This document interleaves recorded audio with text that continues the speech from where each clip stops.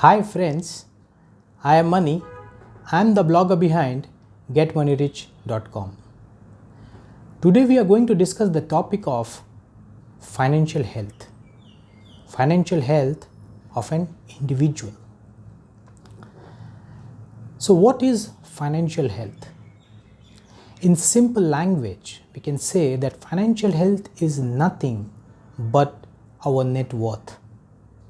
The bigger is our net worth, it is a symbolic of a good financial health. So, in order to build financial health, it is important to have a high net worth. So, in this video, we will discuss various aspects of developing our financial health through net worth building. So how net worth decides our financial health? We have to understand the utility of net worth through the prism of our financial goals. No matter how high is our net worth, if it is not meeting our requirements, means our goals, it is of no use. If your financial goal asks you to have a net worth of 100 crores and your actual net worth is say 10 crores, it is of no use. Even though you have 10 crores in your as your net worth, but because it is not able to satisfy your financial goals, it is not building your financial health. So, to understand if a person is financially healthy or not, it is important to see if the net worth is complementing his or her financial goals. So, as the net worth grows, it should also cater to the requirements of one's financial goals. Net worth is increasing and financial goals are also being taken care. It means the person is financially healthy. I have written a very detailed blog post on the topic of financial health. The whole process of financial health building through net worth has been explained in that article. And as you know, I generally use flowcharts to explain my concepts. So there you can find an interesting flowchart which explains not only how the net worth is built, but it also highlights that what an individual must do to build net worth and in turn increase their financial health score. So I have left the link of my article in the description. So please, after watching this video, you can go ahead and read my article as well, because there you will find a lot more details about financial health building. The process of financial health building through net worth starts with budgeting. What we are budgeting here? We are budgeting our income. How we are doing it? We are basically categorizing our income into three parts. The first portion of our income goes into expense heads. The first category is the expense head. The second category is emergency fund building, and the third category is investment head. What are these three categories. What we are doing here basically is we are dividing our 100% income into three parts. 50% of our income goes into managing our expenses. Then 15% of our income goes to build the emergency fund. And 35% which remains goes for buying investments, for buying assets. So, in the process of building your net worth, the first step that needs to be done is to budget your income into these three income expense heads. And these expense heads then in turn distributes your money in such a way that ultimately it all contributes in building your net worth and in turn your financial health over a period of time. The step 2 of financial health building is building the cushion savings. What is this cushion savings? Cushion savings is that saving which ultimately funds our daily expenses and the loan EMIs. Yes. Generally speaking, we spend mainly on two things. It is a general category, but I have categorized it like this for easy understanding. Either we buy things for our household needs or we use our money to pay the loan EMIs. This cushion saving will be that fund which will be used to pay for these expenses. So out of the 100 rupees that we earn, 50 rupees should go into building the cushion savings. How big should be the cushion saving? The cushion saving should be at least 6 months worth of expenses. Suppose your present monthly expense is say 50,000 rupees. So it means the size of your cushion savings should be 50,000 multiplied by 6 is 3 lakh rupees. So what you should do, divert 50% of your income into a savings account and let that savings account grow till 3 lakh rupees. Means suppose if your expense is 50,000 rupees, then your size of your cushion savings should be 3 lakh rupees. And once the cushion savings is built, use money from your cushion savings to fund all your expenses. It is important to note here that this cushion saving will also help you to manage your debt levels. How? See, out of 100% income that you are earning, 50% is going into managing, building your cushion savings. And this cushion savings will then fund your daily expenses and loan EMIs. Here we have to take care, this is a thumb rule, here we have to take care that our loan EMIs should not be more than 30% of our income. So how does this rule helps in budgeting? As soon as one loan EMI crosses this 30% mark, you will not be able to manage your expense, the total expense, with only 50% of your income.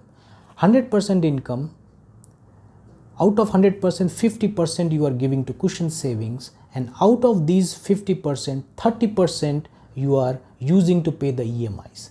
The balance remains is only 20%, with which you should manage your household expenses.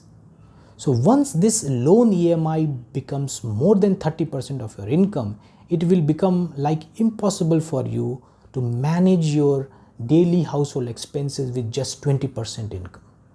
So this is the balance that is required in budgeting of your expenses. This works as an excellent tool. Initially, it might pose some problems, but over a period of time, when you practice spending like this, it will help you a lot in not only curtailing your expenses, but also in keeping your debt levels in a manageable level. The step 3 of our financial health building process is emergency fund building. Now here I will like to make a point first. While you are building your cushion savings, you should neither invest your money nor you should divert your money for building emergency savings.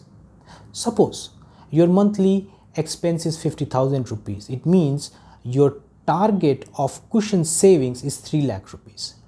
Till those 3 lakh rupees are in your savings account, you should not bother about investing your money or diverting your money for emergency savings. First build your cushion savings, and once the cushion saving is built, then jump to building your emergency fund. So how to build the emergency fund? Emergency fund is basically two things. First is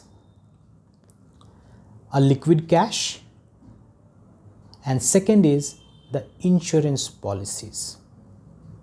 How much should be the liquid cash? But before that, let me remind you that out of the 100% income that you are earning, 15% is getting utilized for building emergency fund. So out of this 15%, 10% should be used to build liquid savings, and balance 5% should be used to pay the insurance EMIs. These are the control points. There are no hard and fast rule, but these are few percentages that helps us to understand the distribution of funds in a perspective. So out of the 15% income that you are giving to emergency fund, 10% should be used to build liquid savings. How much should be this liquid fund? The liquid fund should be equal to 6 times your monthly income. Suppose your monthly income is 1 lakh rupees. So the size of your liquid fund should be 1 lakh into 6 is 6 lakhs rupees. So what you have to do here is, once your cushion savings is built, start diverting these 15% funds here and start building your liquid savings. And the size of your liquid saving should be 6 times of your income. What is the use of this liquid saving? These liquid savings, as the name suggests, works as an emergency fund. Anything happens in your life for which you need to spend some money and for which you have not planned, so the money parked in the liquid fund will be used at that time. Suppose an event occurred in your family and you have to travel somewhere for which there is no funds. So what you will do? You will take money out of this liquid fund. So this liquid fund has a great utility over a period of time. So build this liquid fund. And the second portion of emergency fund are insurances. There are three types of insurances that everyone must have: a life insurance, a health cover, and a motor insurance if you have a vehicle. So these three insurance is a must. Out of 15% income that you are diverting for building your emergency fund, 5% of this 15% should be used to pay the insurance premiums of these three policies. So once you are done with your cushion savings and your emergency fund building, the next step is to go for investments. But before investing a dime, it is essential to first answer a very basic question.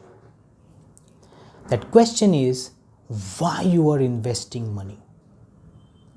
To get answer to this question, you have to finalize your financial goals.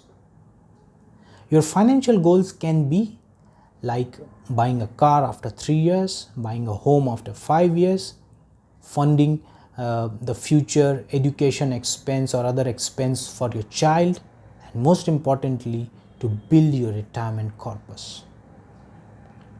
So these are few typical financial goals of any common man in India and anywhere else.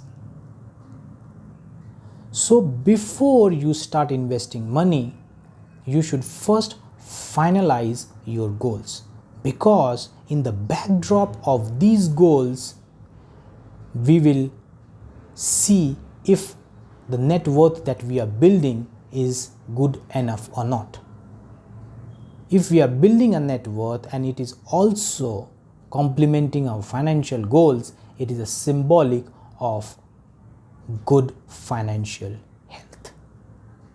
So it is very important for us to first fix the financial goals, establish the financial goals, give it a value, give it a time horizon, and then only start investing.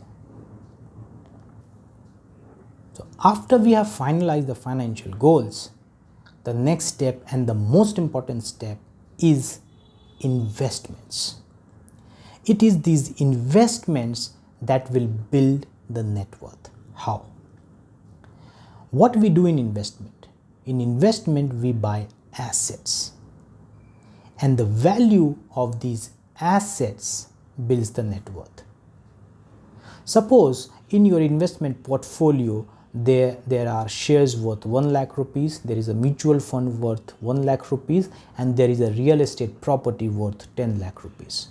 So what is the size of your investment portfolio? The size of your asset: 1 lakh shares, 1 lakh mutual funds, 10 lakh real estate is 12 lakh rupees. The size of your investment portfolio is 12 lakh rupees. So in the process of investments, we have to buy assets. So there are two types of assets that we can buy. First is fixed return assets. Those are assets which give a fixed return. Example of this kind of asset can be a bank fixed deposit or a debt-linked mutual fund. Another kind of asset that we can buy is that asset which appreciates in value over a period of time. So concentrate on these two types of assets. Whatever fund we are diverting to buy investments, use it to buy these two assets. Either the asset should yield a fixed return or it should appreciate in value. So here a small tip for people who does not know a lot about investing. what you can do.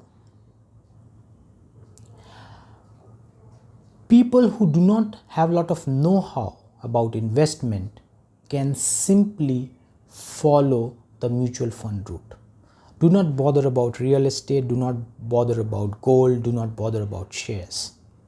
Simply pick a good equity linked mutual fund and start buying its unit through a systematic investment plan. This way, you will gradually accumulate assets over a period of time. Having said that, it is also important to understand the need of investment diversification. You cannot simply go on buying an equity mutual fund blindly. It is important that you should distribute your investment fund in a way that it creates a good diversified portfolio. So what is the rule of diversification? Suppose you are somebody whose age is 30 years. So what you can do, 30% of your money,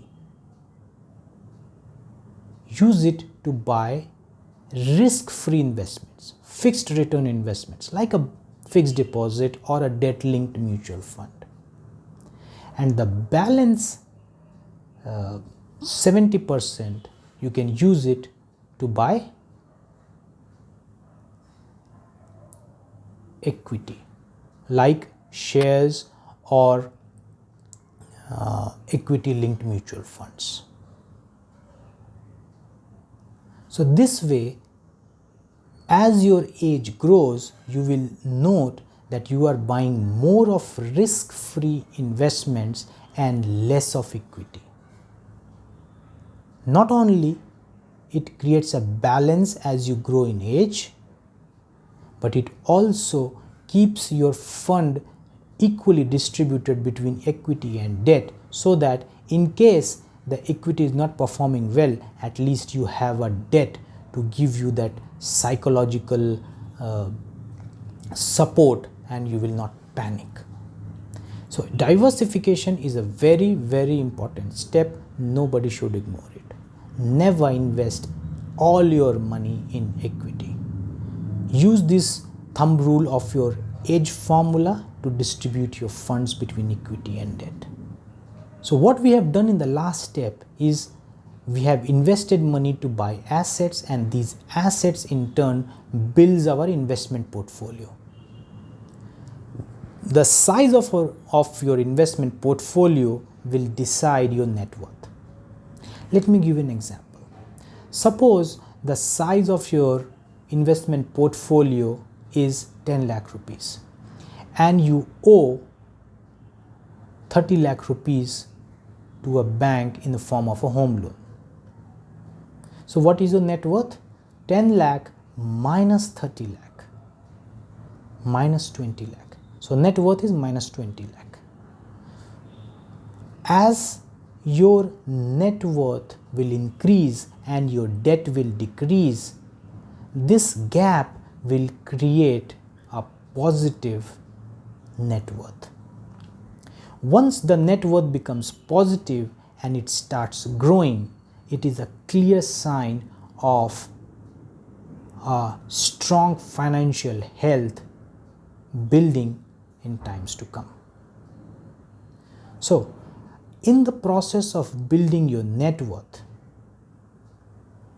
the first step is you should know what is your net worth today, and if it is in negative, target to make it zero first. And how you will make it zero? Reduce your debt and increase your investments. Let it reach a zero stage. And then once you reach the zero stage, try to remain debt free and increase your investments. Keep on buying shares, keep on buying mutual funds, keep on buying rental properties. You can also buy gold as a saving instrument. You can also keep funds in fixed deposits, you can keep cash in savings account. So this is the way you can invest money with a perspective of building a positive and growing net worth. A positive and growing net worth is symbolic of a strong financial health.